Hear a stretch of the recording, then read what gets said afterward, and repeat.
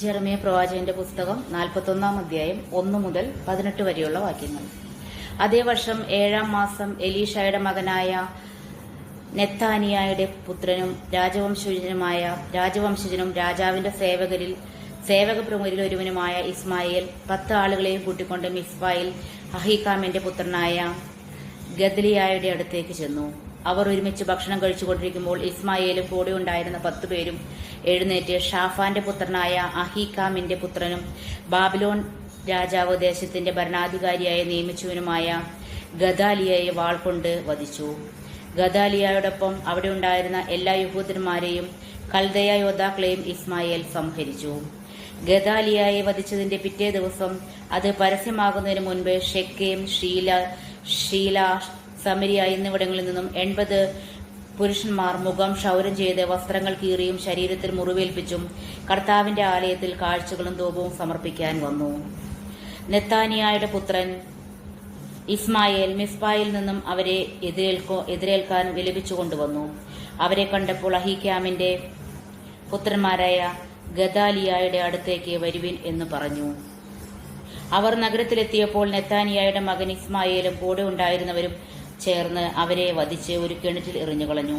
എന്നാൽ അവരിൽ 10 പേർ ഇസ്മായേലിനോട്, ഞങ്ങളെ കൊല്ലരുത്, ഞങ്ങൾ ഗോതമ്പ്, ബാർലി, എണ്ണ, തേൻ എന്നിവ സംഭരിച്ച് വയലിൽ ഒളിപ്പിച്ചു വെച്ചിട്ടുണ്ട് എന്ന് പറഞ്ഞു. അതിനാൽ അവൻ അവരെ മറ്റുള്ളവരോടൊപ്പം വധിച്ചില്ല. ഇസ്മായേൽ കൊന്നവരുടെ ശരീരങ്ങൾ വലിച്ചെറിയപ്പെട്ട കിണർ ഇസ്രായേൽ രാജാവായ ബാഷായെ ഭയന്ന് ആസ രാജാവ് സ്വയരക്ഷയ്ക്ക് വേണ്ടി നിർമ്മിച്ചതായിരുന്നു. നെത്താനിയായുടെ മകനായ ഇസ്മായേൽ അത് മൃതദേഹങ്ങൾ കൊണ്ട് നിറച്ചു.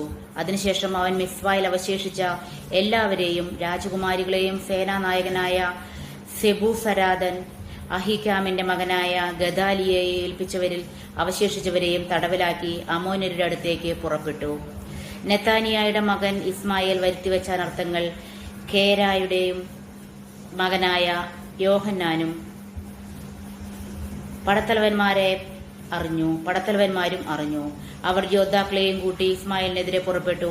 ഗിബിയേലിനുള്ള വലിയ കുളത്തിനരികെ വെച്ച് അവനുമായി ഏറ്റുമുട്ടി. കേരയായുടെ പുത്രനായ യോഹനാനെയും പടത്തലവന്മാരെയും കണ്ടപ്പോൾ ഇസ്മായേലിന്റെ കൂടെ ഉണ്ടായിരുന്നവർ അത്യധികം സന്തോഷിച്ചു.